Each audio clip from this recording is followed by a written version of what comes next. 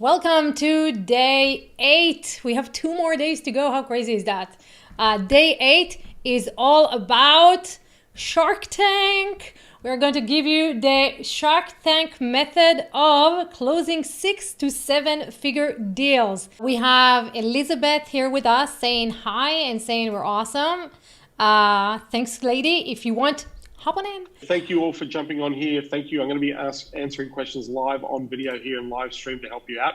I also want to say thank you to those who joined. Mandy, who joined us yesterday. We already unpacked how she can literally double her prices and sell much larger programs. We even outlined a really fast, quick strategy for her to go and generate at least up to 5 to 10 clients over the coming next couple of months. So let's talk about the Shark Tank idea, the Shark Tank pitch, and why this is way more powerful and certainly will set you apart from other people who are presenting in the marketplace.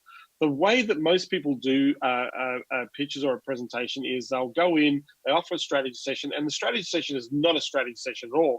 Essentially, it's a discovery call. And in that discovery, you're going to ask all the questions that you feel that you need to get answers to. And then what you're going to do is you're going to go away and you say to the client, great, I'm going to put this together in a proposal. And so you're going to spend 2 or 3 hours putting a proposal together. And then you're going to email that proposal to the client with a price option. Or you might have multiple pricing options, but you'll have a price option. And then what happens at the other end, because it's taken you, some people take too long to get the proposal back, but it might take them 2 or 3 days. They've forgotten the discovery, they've forgotten the conversation. So all they've got to look at is this sheet, this page, or these pages that you sent them. And generally what people do is they will go straight to the back page, because on the back page, on the last page, is where all your pricing is.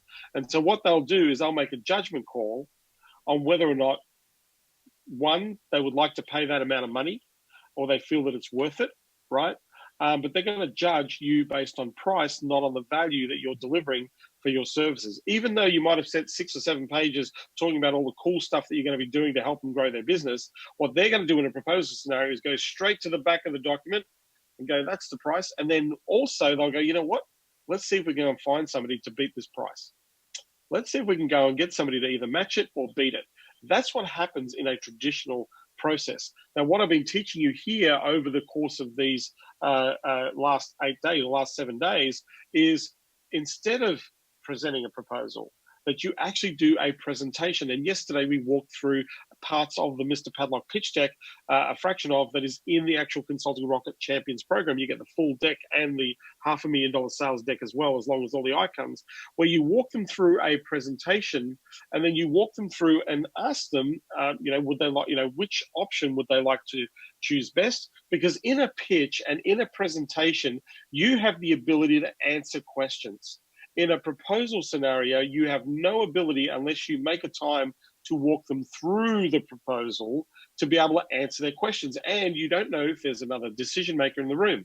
Now, the reason why I love Shark Tank, and if anybody knows the show, you can see Robert Herjavec that Yufat's been playing the video, somebody who I've spent some time with who is a mentor and is an incredible business person, has successfully grown many businesses into the hundreds of millions of dollars and billions of dollars worth of revenue.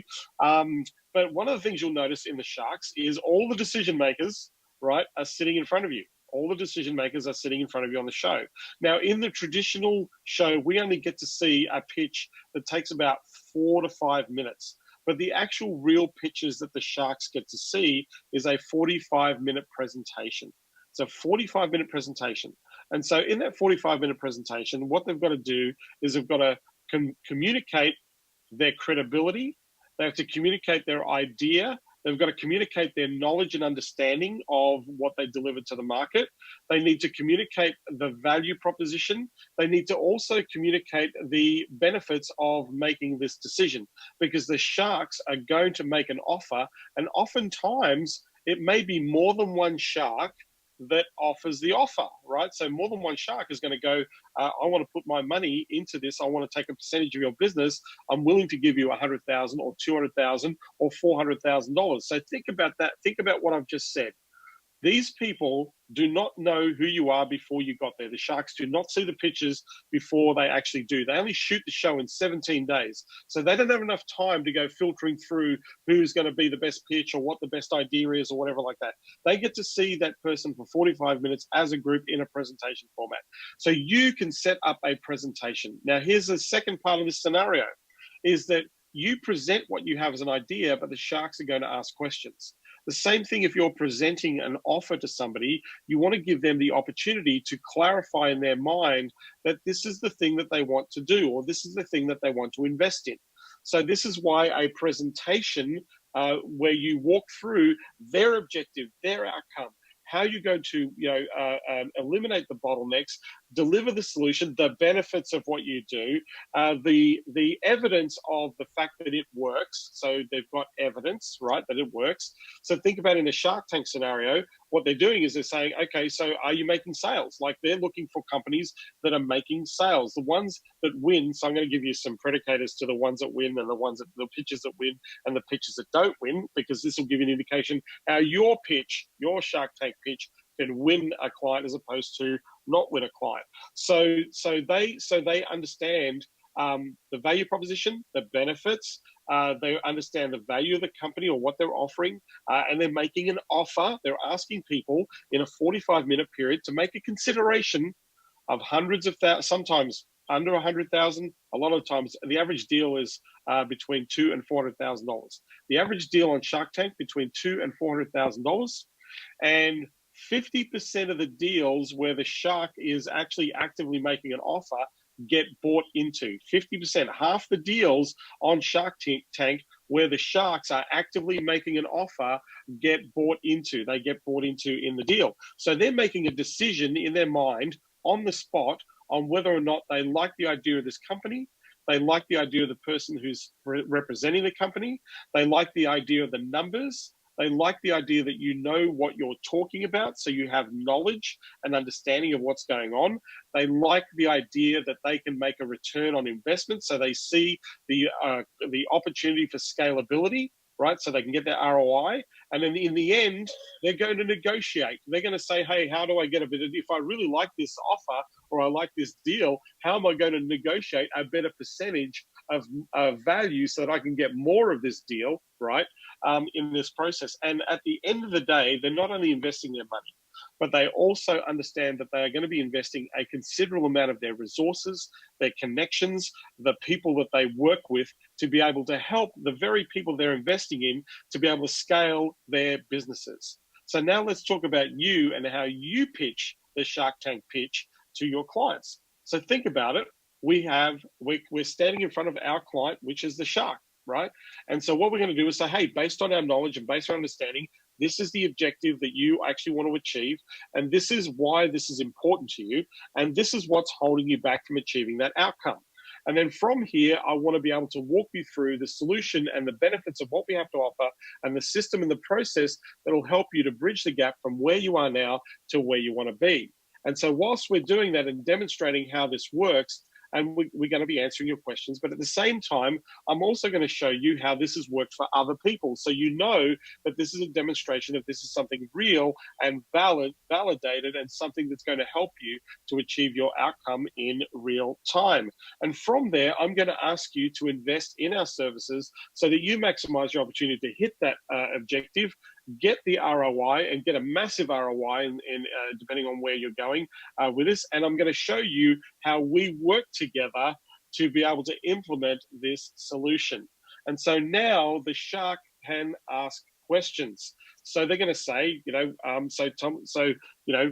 me a little bit about, our investment's going to be X amount of dollars. Tell me a little bit about how we get started, right? So great, let me walk you through how we get started.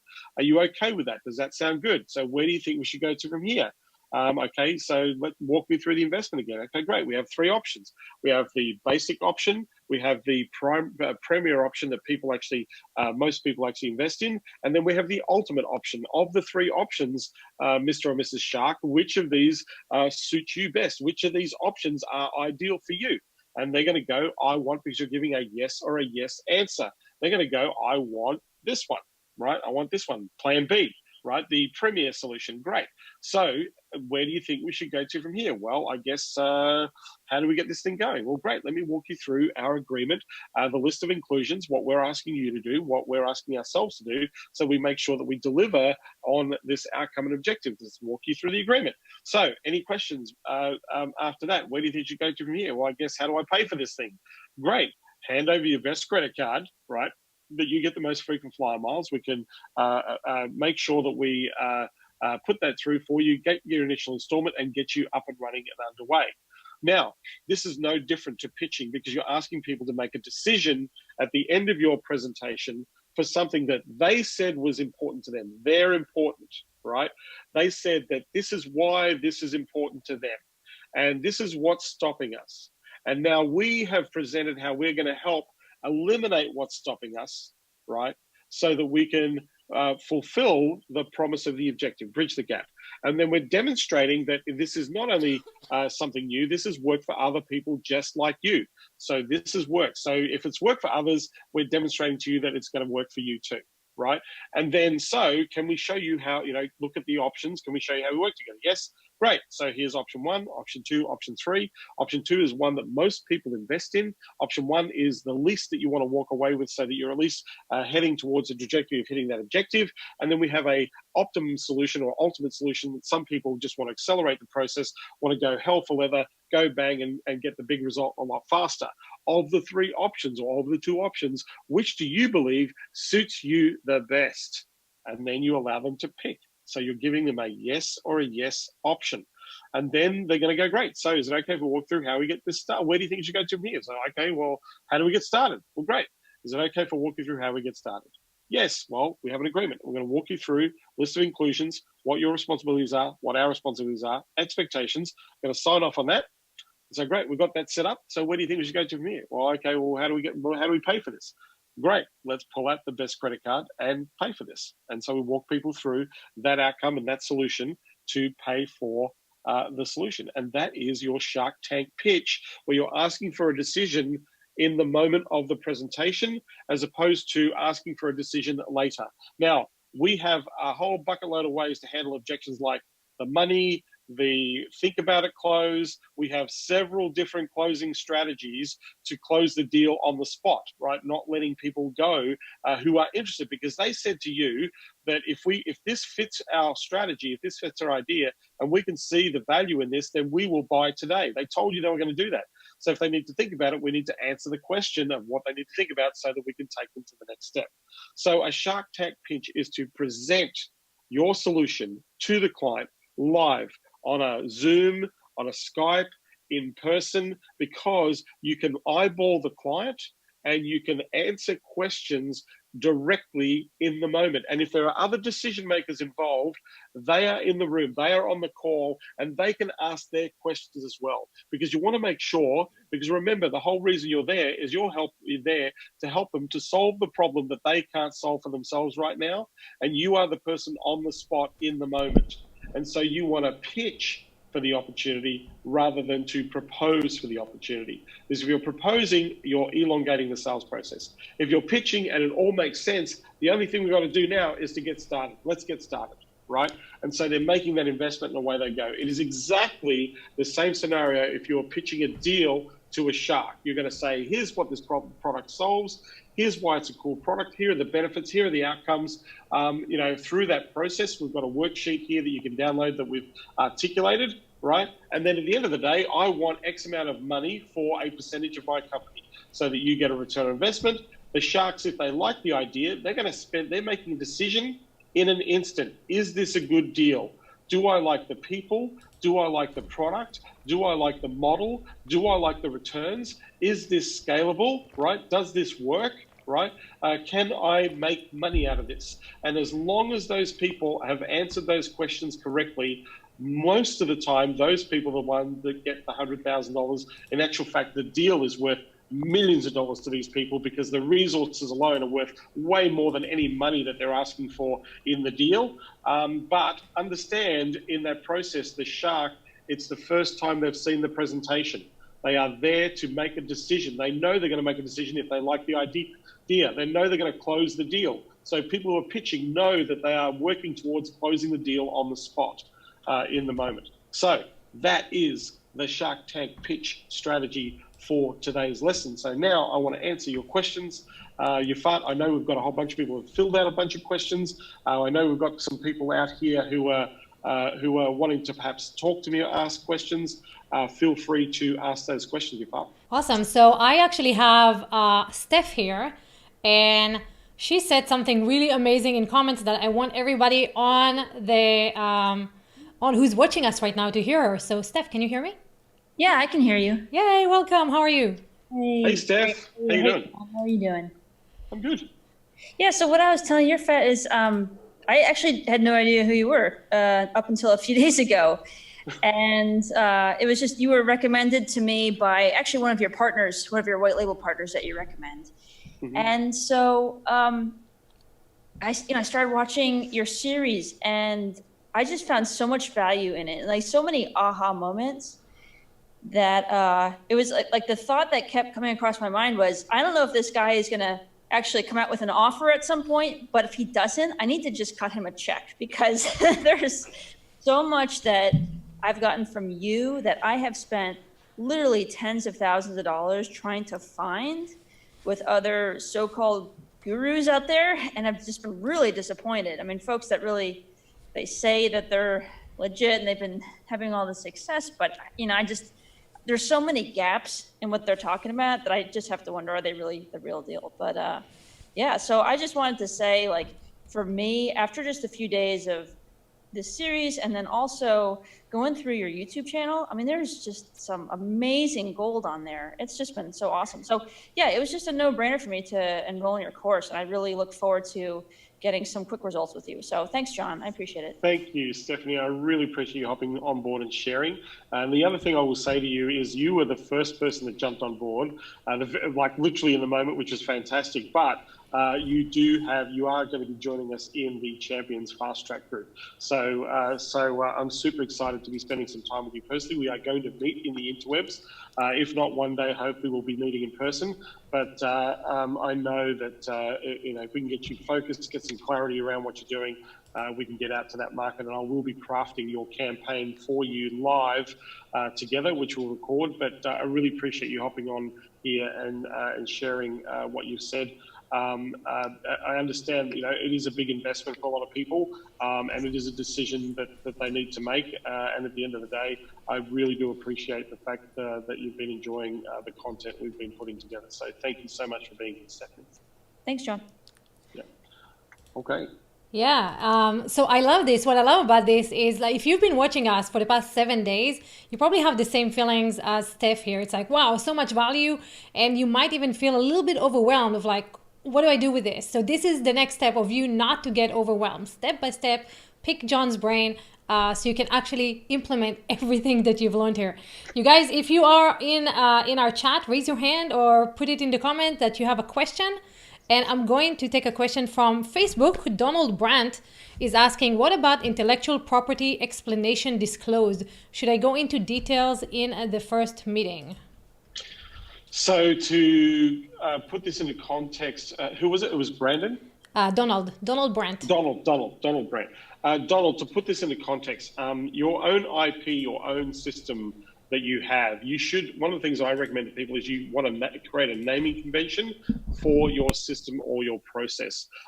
You don't need to get NDAs from your clients. If you go into too much detail, which you shouldn't be, that's when you're going to expose questions or expose the opportunity to give away too much of your idea, right? Your IP is your system. Your black box is your fulfillment, your deliverable. You want to be focusing on the what and the why of what you do, Donald, and rather than going into the great detail of the explanation, because a client is never going to get the nitty-gritty of what you do. They're going to glaze over it. Anybody who's asking you technical questions about what you're doing, I always, because like if you said to me, hey, John, can you go and fix something on WordPress? No way. A while ago I couldn't even spell www dot. Right? I'm not a graphic designer. I'm not an automation tech specialist. I know all of these. I know how to use technology. I know what the basis of all of the fundamentals. But I have a black box, and I have a team, and that team, they have hundreds of hours, tens of thousands of hours of experience, more so than I. And that's the people that you're investing in. You're investing in the people that are delivering and fulfilling the results for you. So in terms of IP or your IP is your system, your process. If you create a naming convention of it, you can brand it. Our system in the agency is Product X. It's a horrible name, but Product X is the brand, right? It's the trademark, okay? Because it's a system. It's a process that's designed to get patient revenue for patients in the marketplace. So in terms of IP, that's how you formalize the value in your IP, right? But you don't have to disclose everything to your clients. You don't have to open the full kimono. What you want to be focusing on is the what and the why, and the who is what they're investing in. The who in the background, the technical team, the people are in the Facebooks all day long, or they're in the AdWords accounts, or they're doing the creative, doing the design, setting up the automation, doing all those technical things, or they're doing their SEO strategy, whatever they're doing. That's what your client's investing in. They don't need to know, they don't need to get into the nitty gritty of what that is. That is your IP, your black box. So hopefully I've answered your question, Donald, because if I haven't, I probably need a little bit more context. So yes, you're fine. Next question, let's do this. Yes, so Declan on the site is saying, awesome training, John, as always. I have a current business partner. Can I join the program with him? Yes, absolutely. Absolutely. You can both join the program because it's your business partner. So yes, you can take advantage of the resources you can use. In fact, you're in a great position because you've got two people working towards the outcome. And yes, absolutely. So my answer is yes. Jump on in, yes. So you can both eyeball me and both of you talk to me in Champions Fast Track. Fantastic. Another question from Donald saying, do you have experience with bigger investors, 3 to 5 million initial investment? Yes, absolutely.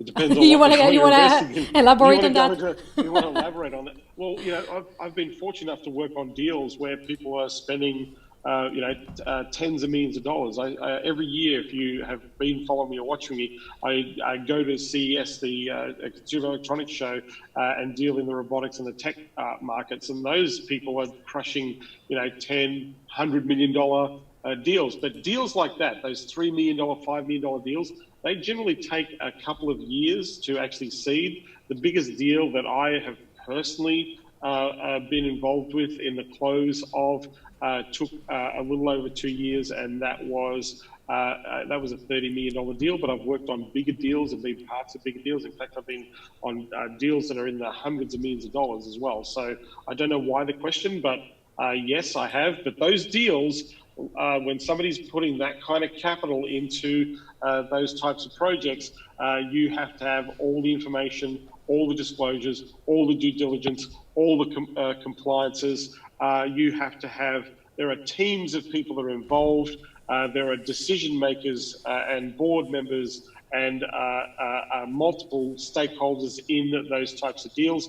Those deals do not close quickly because sometimes, to have capital investment ready to go,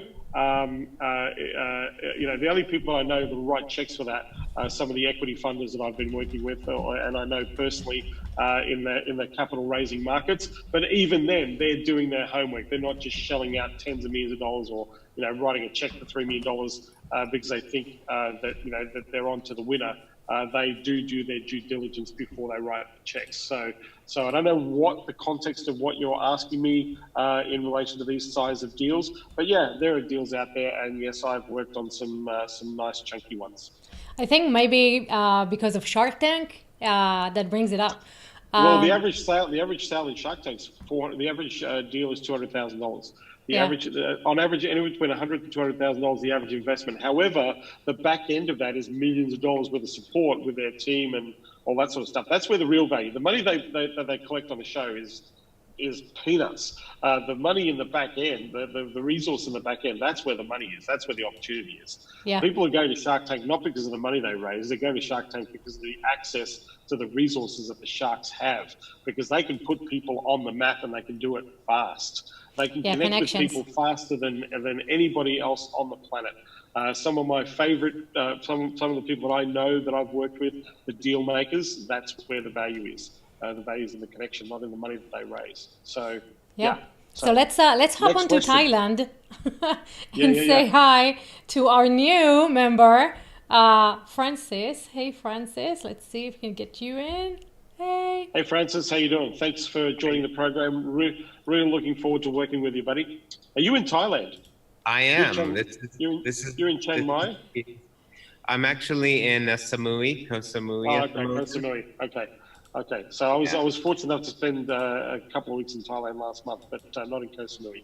But anyway, ask your question, man. Let's get to this question so we can help you out. Yeah, I'm looking forward to getting stuck into the program, and I guess my concerns. I don't have specific questions, but one of the objectives that I have in the program is all around clarity and positioning, because I have coming out of the corporate world, 20 years in corporate, digital, and finding my feet as a consultant. I've spent the past year dipping in and out of niches, finding people, the wrong type of people, the wrong type of businesses. They either don't have the money, or they're not ready, or I didn't have the right offer.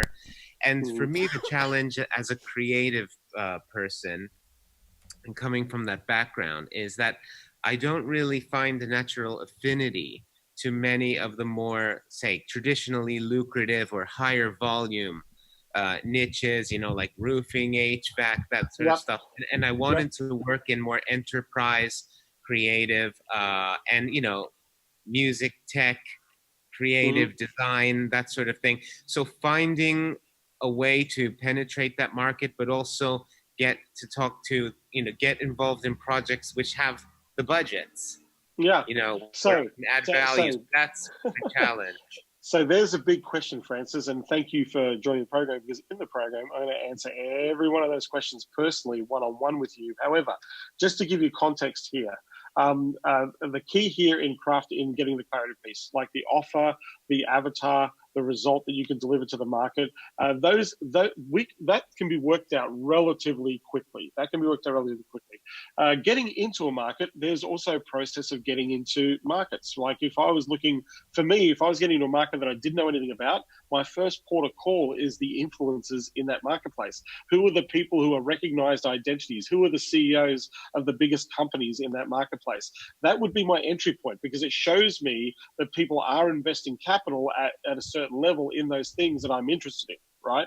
So my first port of call is who are the influencers, because the influencers have connections to the entire market, right? Anybody that's an influencer has connections. So to me, it's much easier to penetrate through a connector, through somebody who has influence, than to actually go cold to the market going, oh, I want to talk to you. What you want to do is you want to come in with a sense of reaching out and acknowledgement of their influence, their authority, right?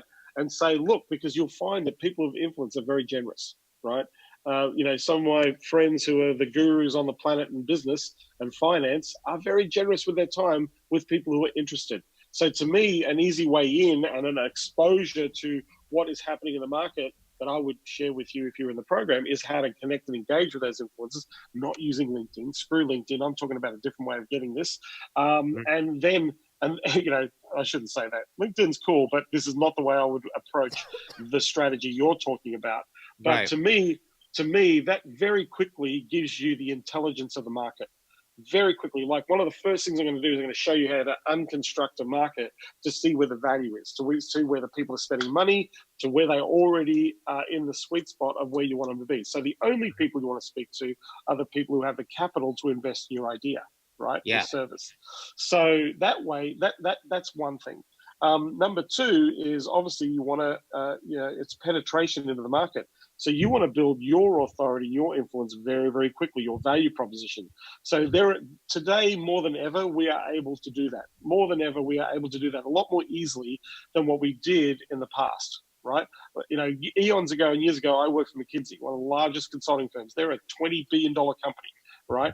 I was a peon in that company, right? But they used to charge me out at 10x what they were paying me, right? Yeah. So the value proposition, but they had half a mile of carpet and marble and boardrooms that were, you know, multi-million-dollar state-of-the-art tech boardrooms. So they had this presence and authority that when they were dealing with the masters of the universe in business and finance and government, that's what their clients expected of them.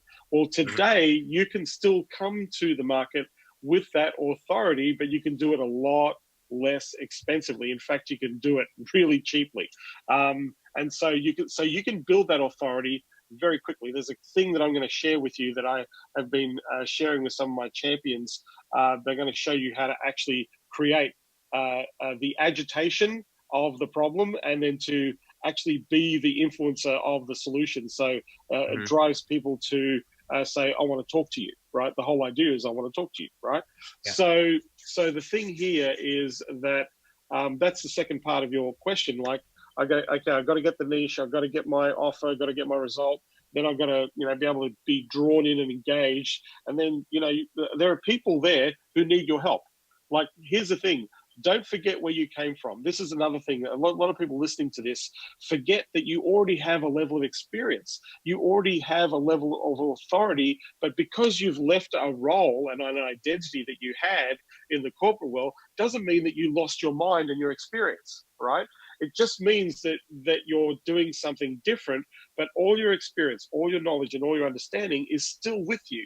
And that's highly valuable. That's one of the reasons why people start their own business, is that they've got skills, they've been trained, they've had exposure, and now they want to go out into the world and apply those ideas for themselves. So don't forget, we're going to use your experience and your skills as a way to step up into those opportunities as well.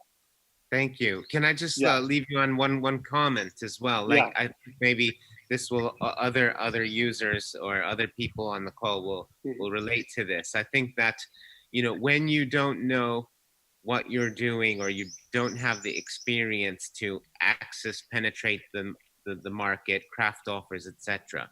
What I've found most of the year, I have one client at the moment, one decent client, but low budget client. What I've found is predominantly nobody cares. Few people care about what you've got. Like, you can go in, you can access, you can make offers. Nobody cares, nobody cares, nobody cares. And it's like breaking through that and unlocking the code. So you're actually finding people that do give a shit about what you're talking about, and they have the pain. They need what you've got. They respect the value that you can bring. That's what I'm looking to unlock through this program and working with you as well. Yeah. Well, you have a lot of that, Francis, and that the key here is going out there and engaging and communicating that opportunity. So I really appreciate you jumping in and joining our program. I'm super, super excited to be working with you, and I'm super excited the fact that you live in a really pretty part of the world and enjoy the tropics. Yes, once we jump into the program, we have an induction happening this Thursday, I believe. There's an email going out to you. There will be an introduction into our fast track community for champions, and we're going to get rocking rolling with our first session over the coming days as well. But like I said, I want to thank you for being part of this and investing in this, and I really appreciate you hopping on and spending some time over these 8 days to learn some things that have opened your eyes and made things useful to you as well. So I appreciate you, Francis. Thank you. Take care. So tomorrow we're talking about the simple inductoration process that can hit up their buying decisions. So even making them more wanting to engage with you in the presentation. We have 2 more days. Tomorrow is the inductoration process, and the last day is the one call close for high ticket offers. You're going to love the indoctrination process. Everybody doesn't do this. If you do this, you're going to dramatically improve. And this will also answer to Linda's question. But if you do this indoctrination process, this is a great way to set yourself up for a conversion. So yes. Fantastic. So guys, we'll see you tomorrow. I'm looking forward to tomorrow because tomorrow is really cool. This one little trick that I'm going to share with you, it's not really a trick, it's just a part of the process. But if there's one part of the process, the indoctrination process, if you do this does a couple of things. Going to set you apart from all the competition. Very few people do this. We do this in our businesses, and it works brilliantly. The champions that do this get lots of results by doing this. But if you do this little thing, it's going to make a huge difference to your conversion, and it's going to set you apart from the market. So I'm going to show you exactly what to do. I feel like I'm swimming here with my hands. Being a fish. But again, thanks for hopping on live training. Thank you for Francis. Thank you for Stephanie. Thank you to Brandon and I can't remember who else, but those people asked questions. So with that, I want to say thanks, Yafat. Yeah. Thank you, everyone. I will see you tomorrow, 11 a.m. Pacific Standard Time. Thanks, everybody. Bye. Bye.